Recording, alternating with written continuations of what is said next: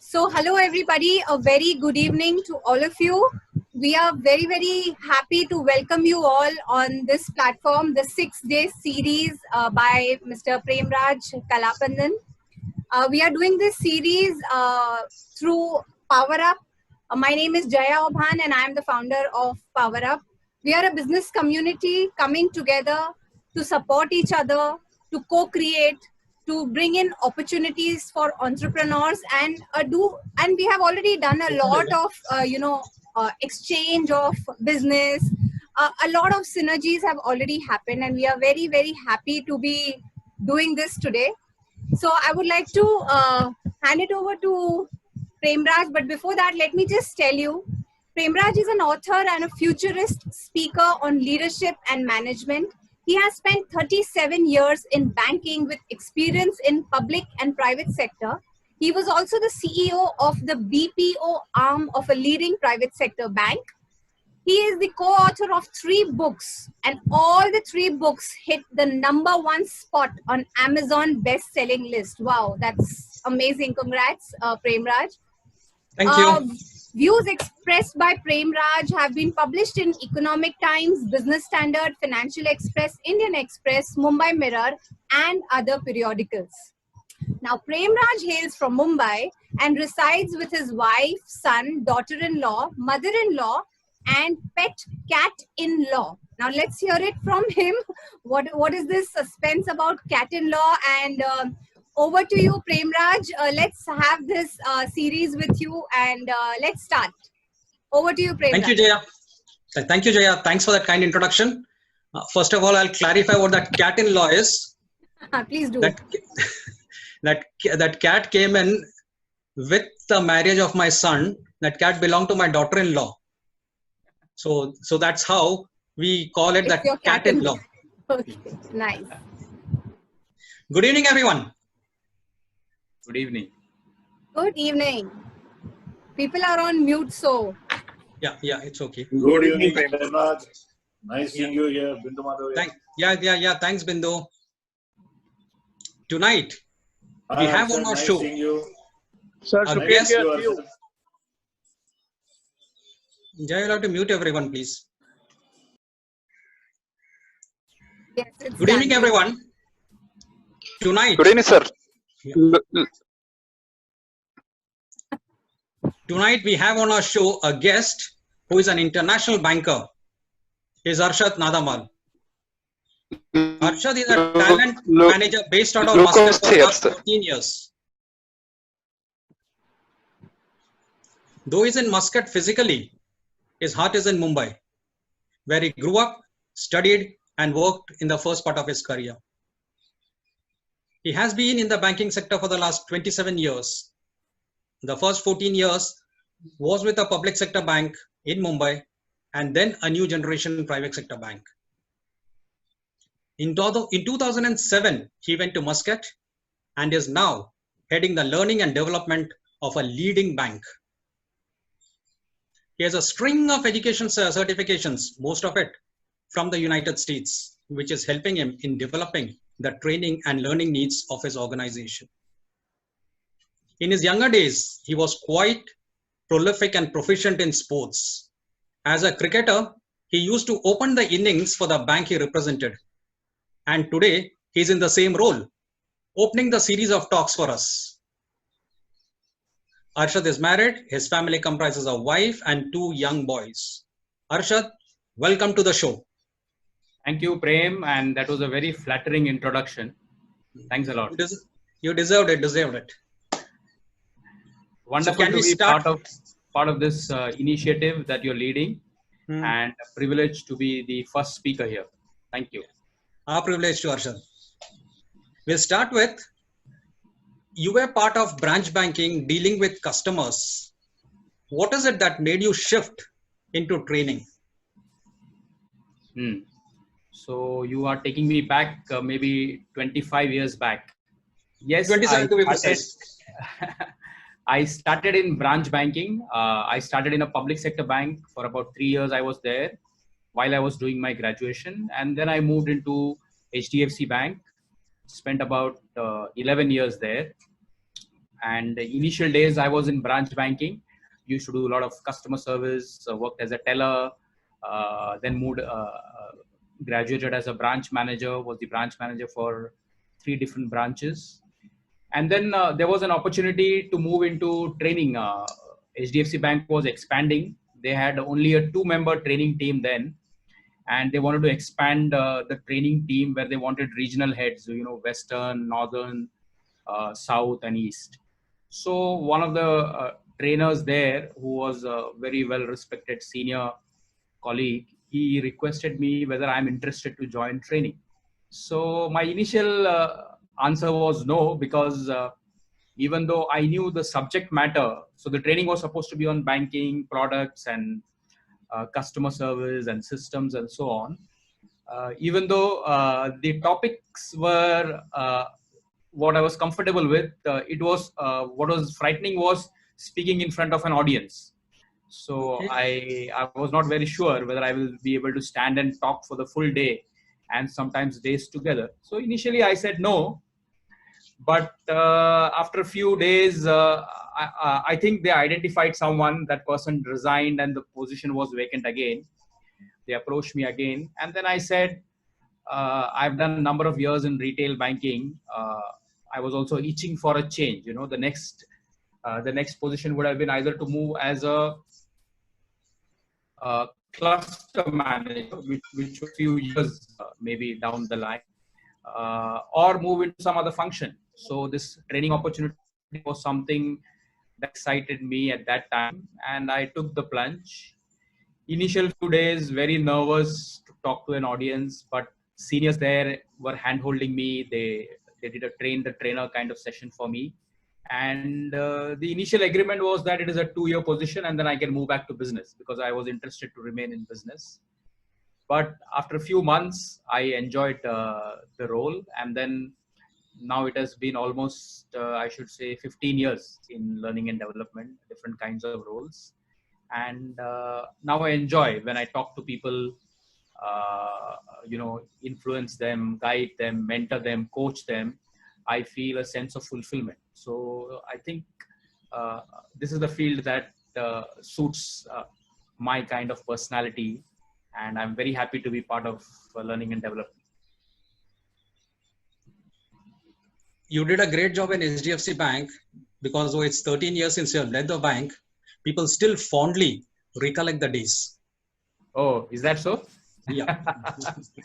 That's a compliment. So you have been the head of learning and development in 2 different banks in Muscat for the last 13 years. How different is learning and development setup from that in India?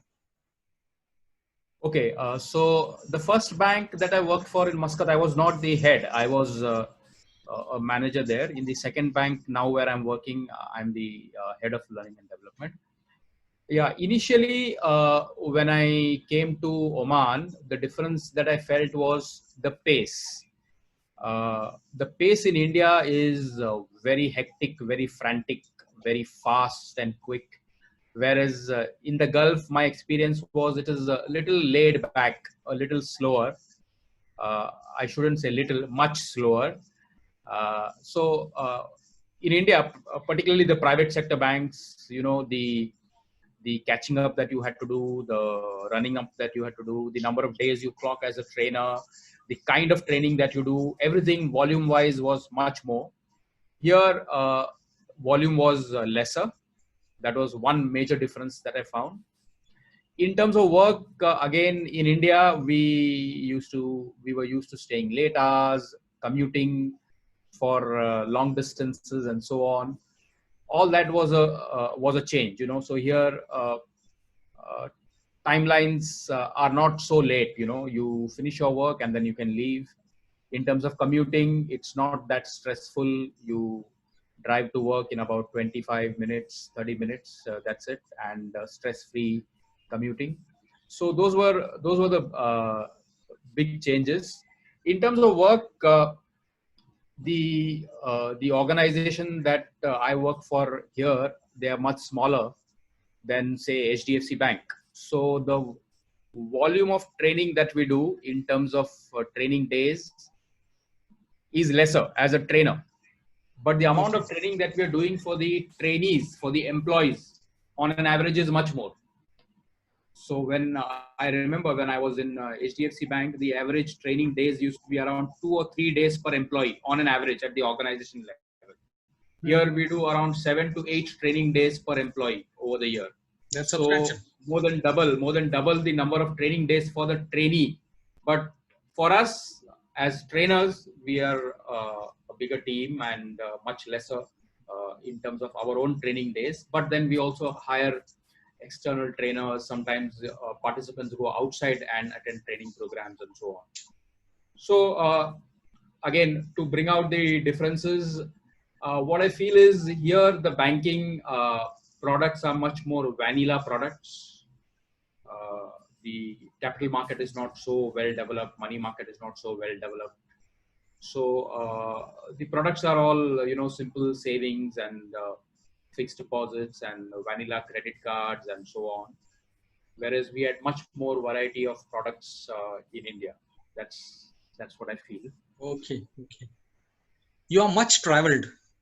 You have your roots in Kerala, was brought up in Mumbai, and now settled in the Gulf. Yeah. You worked in India for a considerable period of time before moving out.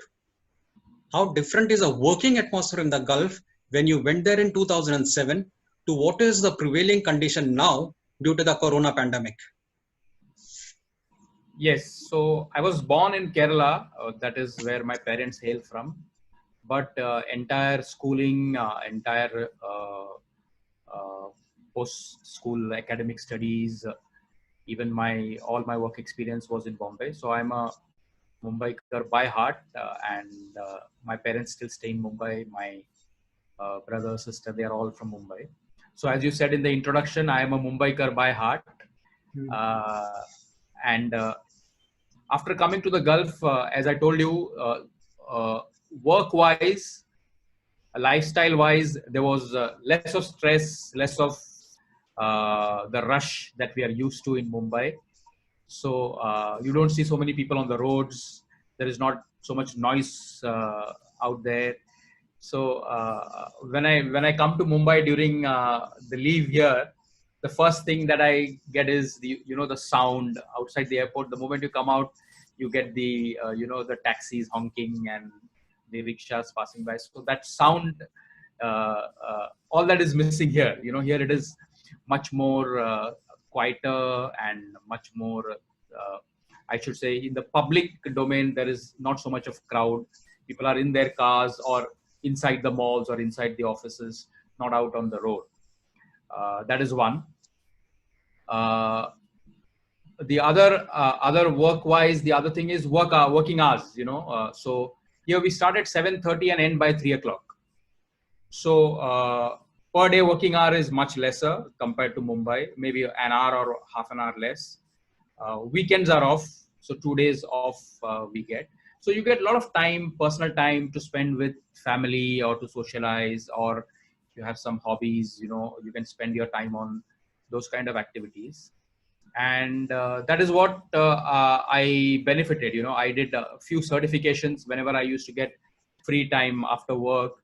I used to log in or used to read books and completed quite a few certifications, international certifications from the British Psychological Society, from the American Talent Association for Talent Development, and so on. So that was the plus side. You could utilize the time to upgrade your skills and to hone your craft.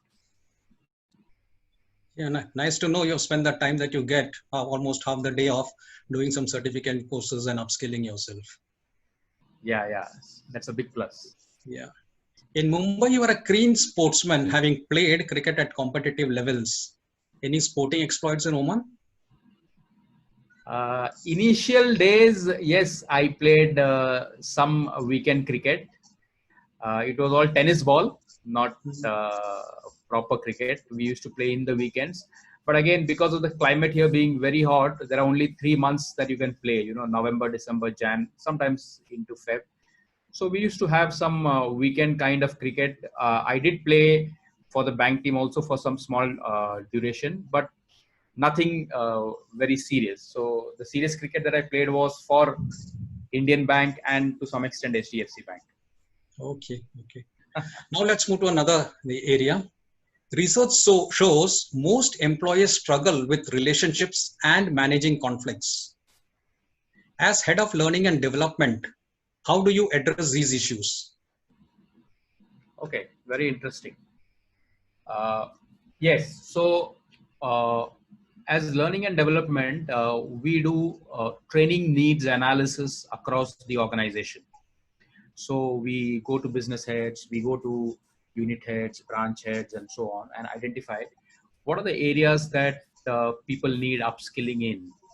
And increasingly, what we have seen is, at least in the initial part of my career, the needs used to be very technical, banking laws or banking regulations or operational knowledge and so on. But increasingly, what we have seen is now managers and division heads, business heads, they are identifying softer aspects as needs for improvement. So whether it is conflict resolution or negotiation skills, relationship skills, and so on, emotional intelligence is coming out as a big piece. So we have been slowly aligning our programs from highly technical oriented to now a mix of technical as well as soft skill programs. So we do a lot of soft skill programs. If I look at the mix, I think it should be 50-50 right now. Okay. And our in-house trainers, all of them are bankers turned trainers. So initially we looked at bankers turned trainers because the need was primarily technical. But all of these trainers are now finding it important to move into the softer skills space. So there are some of my colleagues who are experts in negotiation skills, who are experts in problem solving, and they've got themselves certified on these areas. And we do a lot of leadership program. So our programs are now designed based on the needs of the people. That's nice. Also, That's nice. what we do is before some of these programs that we do, before we do the program, we do an assessment just to see what is the level before the training. We do the training, and then we perform another assessment after the training. So we get the value addition that we did during the training. So there are psychometric tools, there are other assessments that we use to find out what is the value added by the training. And the training doesn't stop in the classroom. There is a lot of hand holding that is done after the classroom. So there are, for example, WhatsApp groups where we engage with them. There are sometimes, personal calls done by the trainer to the participant to find out, are they implementing what they learned in the classroom at the workplace? Do they need some support in execution, implementation, and so on? And there have been even visits made by trainers to the work locations. They go to the workplace and then do some hand holding as well. So training has now evolved. It has gone, I think, beyond the classroom. We do a lot of coaching as well. So coaching is primarily one-on-one. So very, very customized and very, very niche. It's not a one size fits all. So the coach identifies what are the gaps or what are the competencies that need to be developed, and then the coach does one-on-one mentoring once every 15 days or once every week, and then this goes on for months together before that change is reflected in the behavior. So as you rightly said, yes, there is a lot of emphasis now on relationships, on understanding self, understanding others, and how you manage these dynamics. And we are doing a lot of those kind of things. And I'm sure many other organizations, all other organizations are also doing the same. Nice to know that we are moving with the times. Yes, and indeed. when we talk about employee engagement, just an offshoot of what you said about soft skills, how is it that you take care of empathy and compassion? I'd read somewhere empathy and compassion are going to be one of the most important tools or important things that will be, or important skills that a manager would have to have in the coming days. So any stories you have on compassion and empathy that has happened in your training sessions? Yes, there are quite a few, and let me just recollect. But just to talk about employee engagement, uh, increasingly we are seeing research that organizations have this challenge of disengaged employees. You know, Right. employees whose values or whose ethics don't exactly match with the organization's values and ethics, or some are actively disengaged. They are working against the organization. You know, it's Yeah. better that the organization lays off these kind of employees, but the point is, you know, trying to identify who they are, where they are, and what harm they are causing to the organization.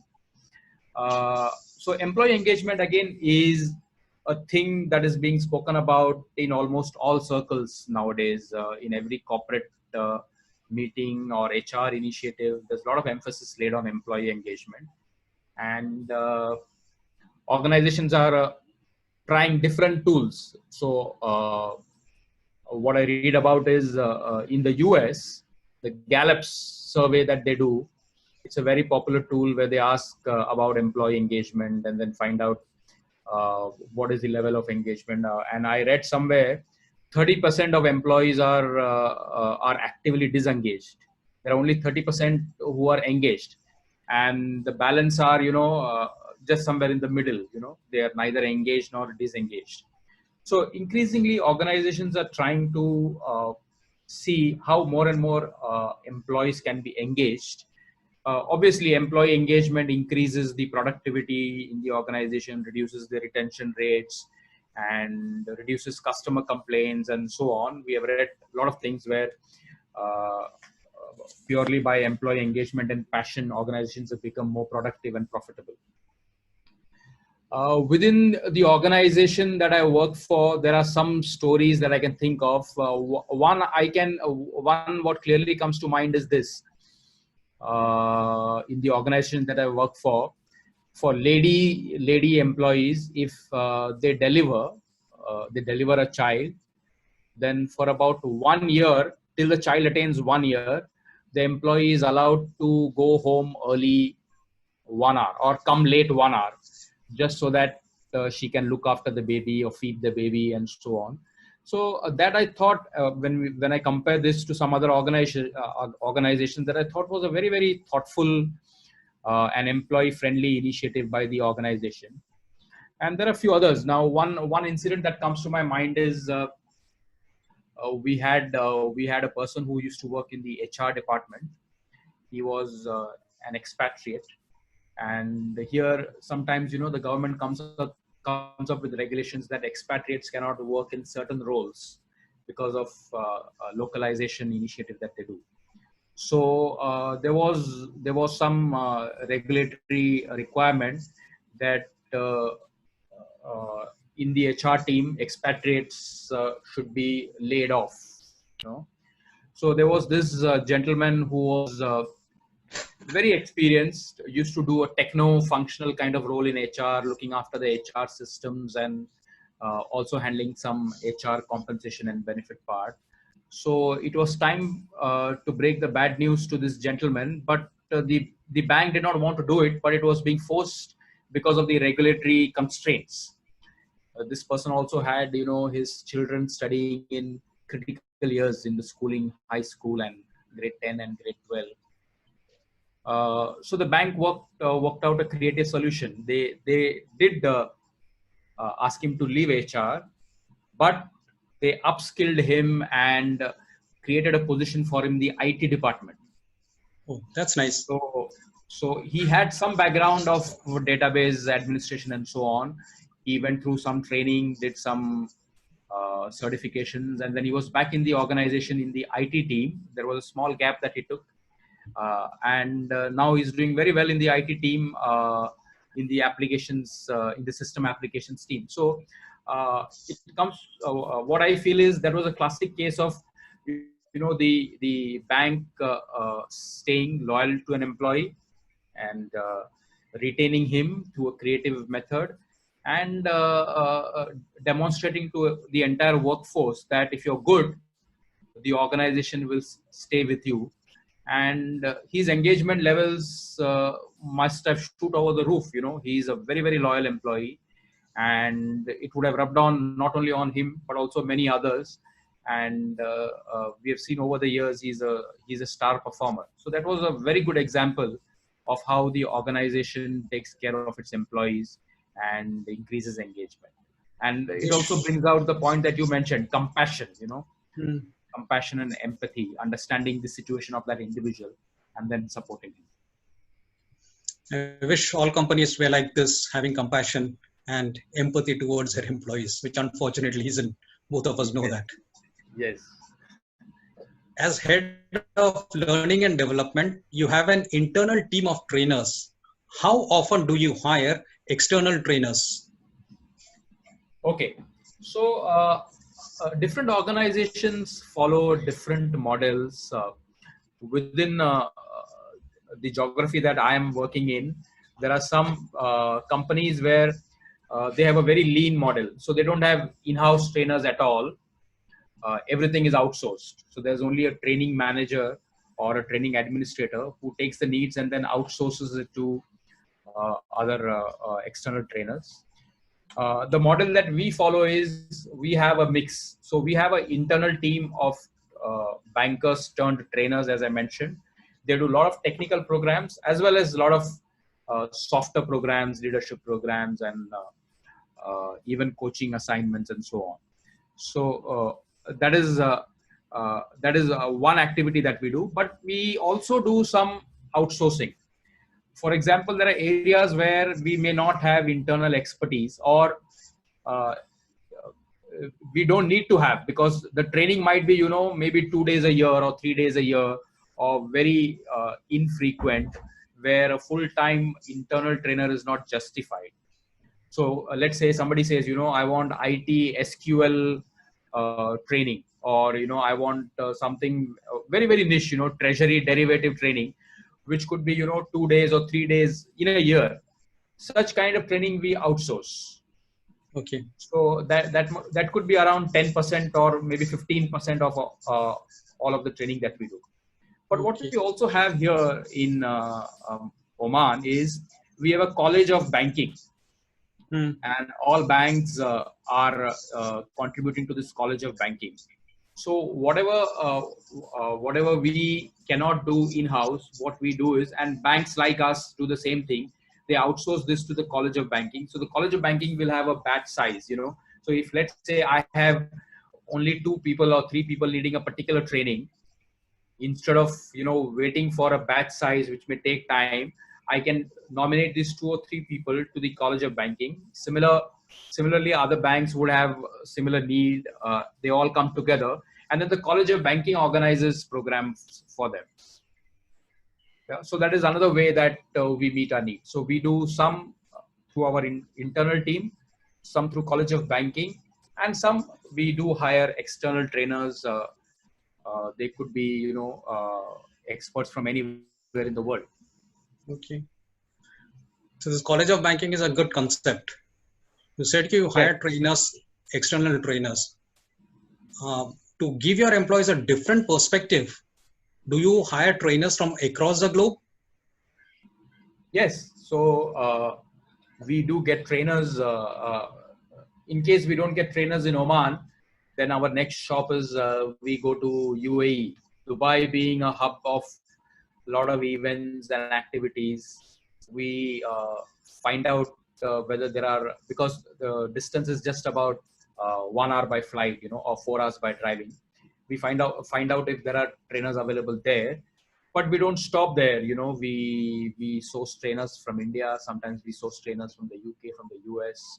So sometime back we did a fraud training program where we had trainers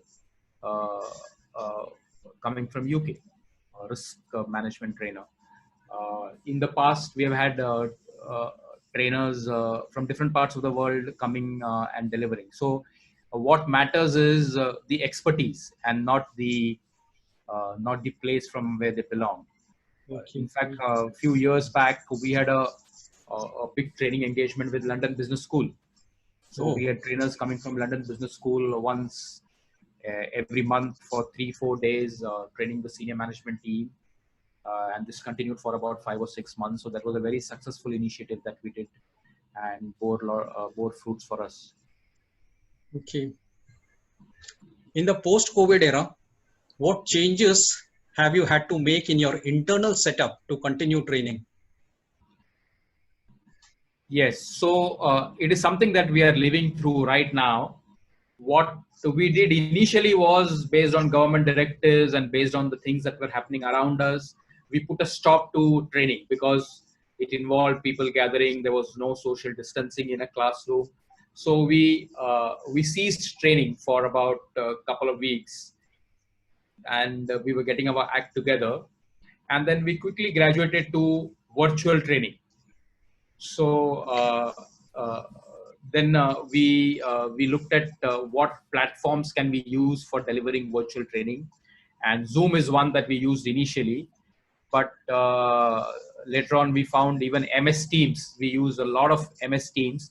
MS Teams works well for us because most of our employees have got access to MS Teams, and now almost all our training we've converted them into virtual training.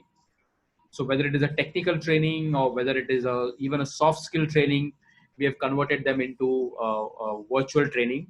So only thing, they've become tighter and shorter because we don't have lunch breaks and tea breaks and those kind of breaks. And some of the activities have got modified. So where used to put them into groups and discuss and so on, that has become now the rooms that we have in these platforms, the Zoom rooms that we have Breakout and rooms. so on. So we have changed the methodology a little bit here and there, but we found it very smooth. The initial days we had some teething issues. People had issues in understanding the platform. For many of them, it was the first time that they were doing something in front of a computer or a smartphone. So getting them onto the platform, hand-holding them and guiding them. But now we have reached a stage where people have accepted this as an acceptable form of learning. And the way I see it is this may continue. I mean, people may find it difficult to assemble in a classroom and employ social distancing and the safety measures that are required. So this kind of virtual training is going to continue, and this may be the way forward for learning and development. Okay. This is now, but in the post-COVID era, after everything becomes normal, what changes do you envisage in the overall learning and development field? So what I feel is increasingly there is a bent towards credible certifications. So instead of just doing a one-off kind of programs, people are looking at the certifications which are guaranteed or which have the stamp of international certifying bodies. Yeah. So that is one thing where a lot of organizations are moving towards, where you have some kind of certification by some well-known bodies on the training programs. That is one. The other thing that I'm seeing is more and more coaching. So training is still where you have 20 people sitting. It is still a one-size-fits-all kind of solution. But now what people are preferring is, customized niche solutions for individuals. So coaching is going to become big. I'm already seeing it. There are more and more individuals coming across and saying that, there is somebody in my team who needs handholding in this area and somebody else who needs a handholding in this area. And the results of coaching are more tangible, and it involves some 360-degree participation of the peers, of the subordinates, of the bosses. So people are coming together to improve the performance of the individual. So coaching is going to be a big thing, and I feel it's going to play a big role in the coming days. Yeah. International travel may reduce. So we used to have training where people used to sometimes, go abroad in a big setup where there used to be 70, 80 people interacting. Those kind of trainings might reduce or may totally disappear. People may prefer a webinar or a virtual kind of things What we will miss out is, training is not only learning from the trainer, but it's also learning from your peers and discussion with your co-participants. So we may miss that for in the immediate future till things become fully normal, where people are vaccinated and there is no problem in interacting and so on.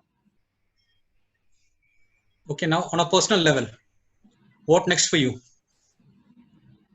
Over the last few years, the dream that which most of us have is becoming independent as an entrepreneur. So thinking on those lines, uh, looking at learning edutech and learning technology, looking myself in this space. So building up competencies, analyzing the market and all uh, in the periphery. So as soon as I think I'm ready, maybe I will jump into becoming an independent entrepreneur in the training field. All the very best for that. You have been an example. I mean, I can see you being very active after your corporate life, and I've seen a lot of such people who are using their experience and then spreading it amongst people. And I see you as someone who's now not so much interested in the money making aspect. I mean, you're past that now. It's more of giving to the society. True, that's true. So that's the kind of stage where I think even I have reached, where you want to share what you've learned over the years with people, with youngsters. You want to mentor youngsters, you want to guide them and so on. And a lot of others are doing this. Even Jaya and team, they are also into this, I believe. Yes. Yeah. Arshad, we have some time. Do you mind taking some questions? Sure. They're live questions or in the chat? Live questions. Let me see if there is anything in the chat. There isn't anything in the chat. So live questions. If anyone wants to ask Arshad anything, please unmute yourself and shoot. Hello, sir. This is Sagar Goriani from Bombay, India. Yes, Sagar. Yeah. I wanted to know when there is a conflict of interest between the interests of the employees and the company. The goals are same, but there is conflict of interest in the interest of employees and company, like we have in the CA profession. When we are doing articleship, we want more of leaves for our what you can say exams, whereas the company wants us to give our best at 100% in the organization. Not that they are not cooperative. The firm which I was working for was very cooperative, but many of my peers have been experiencing these problems. So how to come, to a solution with this? How to come at peace with this situation? Okay, there is no easy answer. So what I feel is, if you are part of an organization and there is a conflict of interest, then the organization's interest always comes on top, because you are bound by the rules and regulations of the organization. But the way to work, the way out of this is a collaboration or cooperation. So the management and the employees need to work a middle path, where the organization's work is not affected.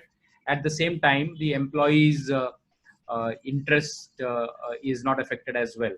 So most of the solutions that we have seen is where there is some kind of give and take. Both of them work out a compromise and then resolve the conflict. But if it has to be looked at from a very, very legal point of view, then I would say the organization's interest should always be on top of individual interest. If you think your interest is much more important, then you need to leave the organization.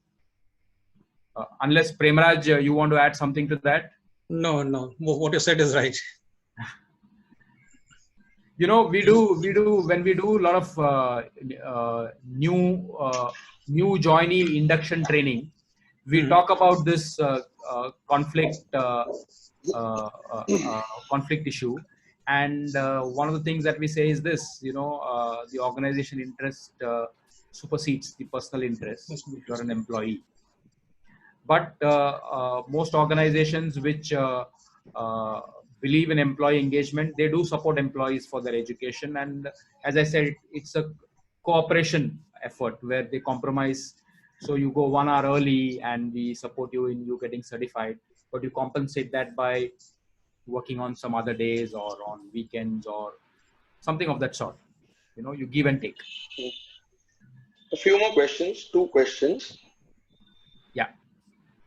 if you don't mind, if you have time. Yeah, go ahead.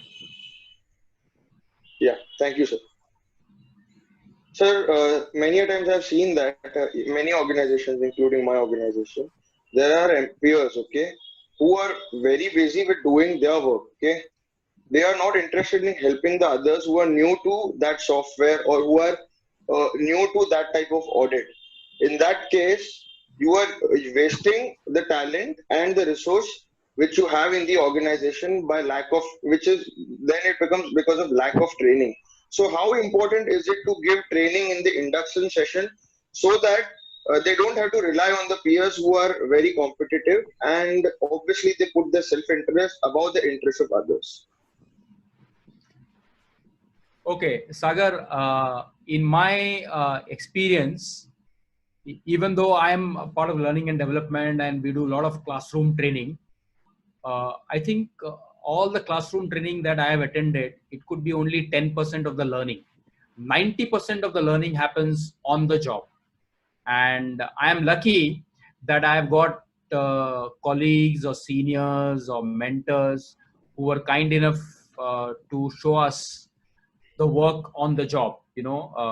Whether it was banking, when I joined banking, it used to be ledgers, manual ledgers, where you had to do a debit and a credit. And when I joined, I didn't know anything about bookkeeping, or I was not from an accounts background, but there were some seniors who showed us how to post an entry, and then end of the month how to do a balancing, and even counting cash. I didn't know how to count cash. There was someone who told me how to hold the bundle and count the cash.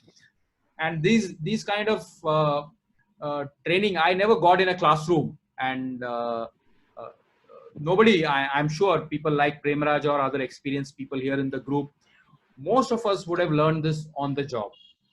So learning on the job, there is this 70-20-10 model where they say 10% is the formal training that you get, the classroom training. 20% is the water cooler talk and the informal kind of learning that you get. But 70% of it happens on the job, either by the senior or by the colleagues. So if somebody is not doing that, then yes, we can sit and crib about it or blame that person, but we cannot change that person. What we can change is ourselves. So when we are dealing with youngsters or when we are dealing with people, we ensure that we pass on whatever we know. We spend some time in mentoring others, in spending time with others, or in showing to others. We become the change that we want to see in the society, as Gandhi said, right? Sagar, your next question can wait for some time. Let someone else ask a question. Anyone else? No, I'm done with my question. Thank you. Thank This you. is Bindu Madhav here. Hello, Biddu. Nice to see you. Hi, Arshad. How are you? Nice to see you. I'm too. good. Great. You have Just a thick one beard quick- like Narendra Modi now. No. Let me be what I am. There's another one. There's another Narendra Modi also on the call. So a quick one, Arshad. When we talk about, we just what Sagar also mentioned about an individualistic performances, and when a grown-up organization needs many of such individual talents, but most often we see that individual performer keeps doing on his own, and at times we come to a block hole that the possibility is required to bring in all these talents together and move from me to we. For a successful organization, the team of talent is more required rather than individual performers in large numbers. So as a L&D, how do you look at that move, the concept of me as an individual performer to build as a team of performers, me to we, that we can call it as. So what as a management or a L&D you would like to throw a light on? So what I feel is the values of the organization need to be demonstrated by the manager, and it needs to be top down.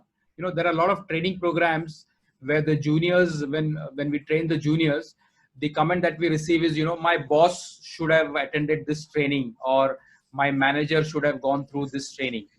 So I think organizational change initiatives should flow from top down, and the senior management should act as role models. So a very funny incident that comes to my mind is in one of the organizations that I work. There used to be a uh, head of customer experience, and I was having a meeting with him, and he was telling me, customer is very important. We should do a lot of customer service. We should do a lot of customer service training and so on.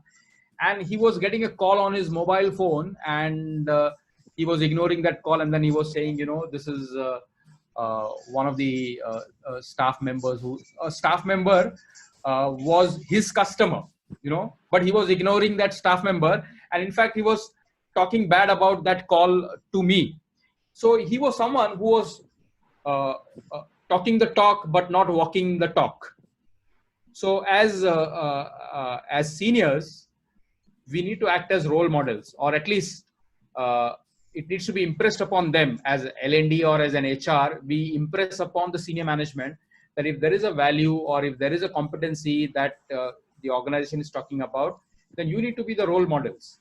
So if integrity is a value, or if customer service is a value that your organization is professing, then the senior management should demonstrate to the people, to the larger workforce, that they are living those values, and only then you will get engagement from the employees.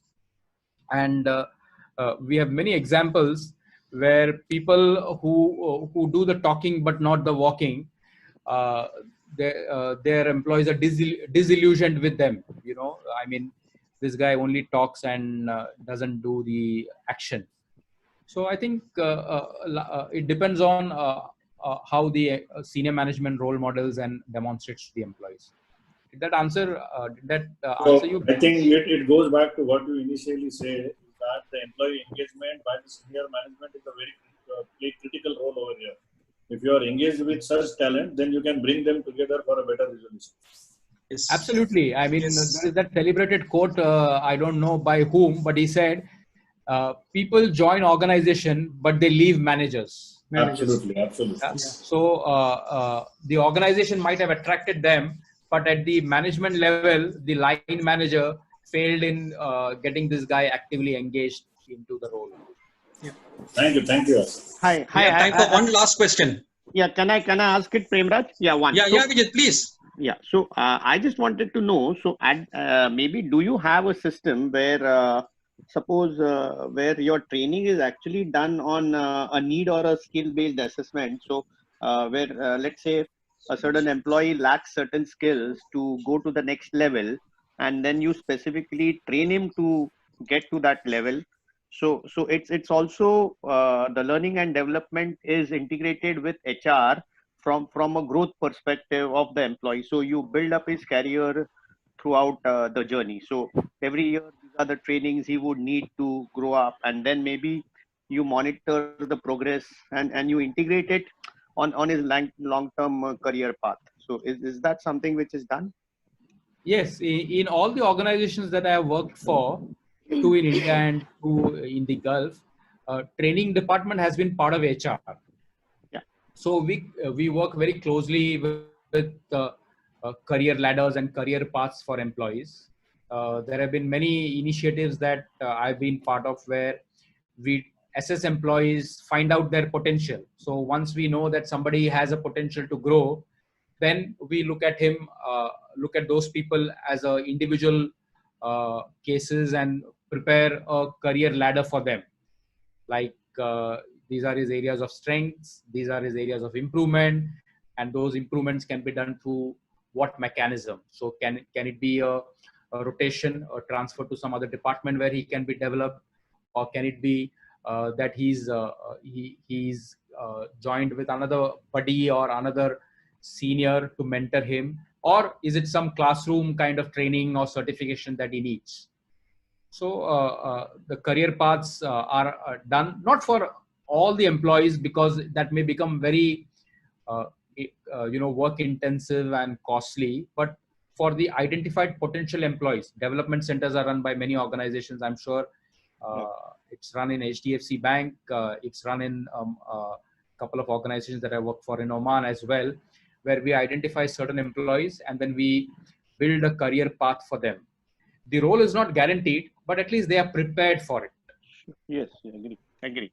Yeah. Thanks. Thank you, Arshad. You have given us great insights on how a learning and development team works molding people. Sure, Great. those on this show will have some tangible takeaways. It was a pleasure having you with us. Thank you very much. Before we wind up the show, please go on. Yeah. Before we wind up the show, would like to acknowledge the help and guidance rendered by Chartered Accountant Abhijit Sansgiri. Thank you, Abhijit. And Jaya for giving me an opportunity to host a pack of the 6 shows. Looking forward to seeing you all for the second speaker of the series tomorrow at the same time. And now, over to you, Jaya. And before that, can I say something, Mr. Premraj? Yeah, please make it fast. Yes, I would like to acknowledge the two men who I have worked very closely with in HDFC Bank. My name is Komal, and Arshad used to be one of my initial bosses. And the two things that he said about learning on the job, I've learned so much from him. I've done my master's in psychology and got into banking, and I was lost initially, but thanks to him and thanks to Mr. Premraj, I stuck to the bank for 14.5 years. And I really, they are the ones who contributed and molded and crafted my banking career and my growth. So I would like to acknowledge them on this platform. And of course, I can see Bindu and Suresh also. So some great men on this Zoom session, and I've worked with them. I'm blessed that I have had this experience.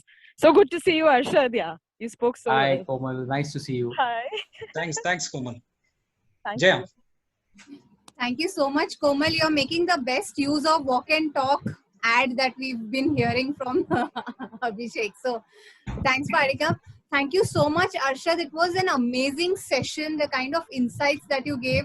I am also from a learning and development background, and listening to you, it took me back to those days when we used to have classroom trainings. Last 6 months has been more on the camera and on Zoom and everything, but it's been fun. And disengagement of employees is one challenge that I have been coming across all the corporates. So I have another vertical where we do a lot of trainings with the corporates. And employee disengagement, we try to do these accountability workshop where employees take ownership of whatever it is that they are doing, and hence binding the management and the employees. So it was great to hear about that.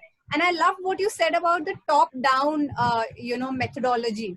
And Power Up is one such platform where we have brilliant leaders like Premraj, Abhijit, Sanjay Teli, Ayona Hegde, Mihir Koltharkar.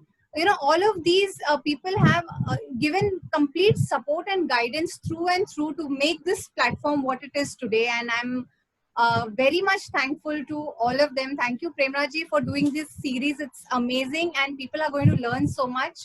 Abhijit is here with us. He's always there to support. Sanjay, Mihir and Ayona couldn't be here because they had preoccupied with something. Let me just wind it up quickly. Let me tell you what Power Up is all about. This is an annual membership program where we have 48 events. These 48 events are distributed into two segments. 24 are introductory meetings where only in-house our tribe meets. We at that point in time, we have very few guests coming in. We introduce ourselves about our businesses. We collaborate a lot. A lot of businesses generated. A lot of opportunities are, generated within the group and also from our other acquaintances. The other 24 are divided into, again, 12 and 12. So 12 are speaker series like the one we had just now. But we've also been fortunate to have the owner of Adgel Pen, the CEO of Shemaru, and some very good brands that have associated with us and guided us, helped us with their experiences and strategies. And the other 12 are training workshops. Now we do training workshops about all kinds of trainings that entrepreneurs need. So we are coming up with the LinkedIn Essential, which Abhijit will be taking this that training workshop. And moving forward, we might have something on digital media. We might have something on leadership and all of these trainings which entrepreneurs require. So we have made a bouquet of this into 1 year. Every week we have our programs, and these sessions are actually a top up. So, I'm very thankful to Premraj for doing this, and I'm very glad. So I hope to meet you and connect with you soon, Arshad. It was really great connecting with you, and thank you everybody who has joined us today. And I hope I'm very sure that there have been so many takeaways, and we know so much more than we knew 1 hour back. So thank you so much for joining in. Thank you, Premraj, and thank My you pleasure. everybody. Again. Bye-bye. Thank you, Jaya. It's been an absolute privilege, and Premraj has been one of my mentors in my initial days. So thank you, Premraj. Thanks a lot for inviting me and for all the support that you have been. Thank you. My pleasure, Arshad, and thanks for coming. Thanks. Thank you, gentlemen. Thank you. Premraj. Thank you, Jaya. Thank you. Bye-bye.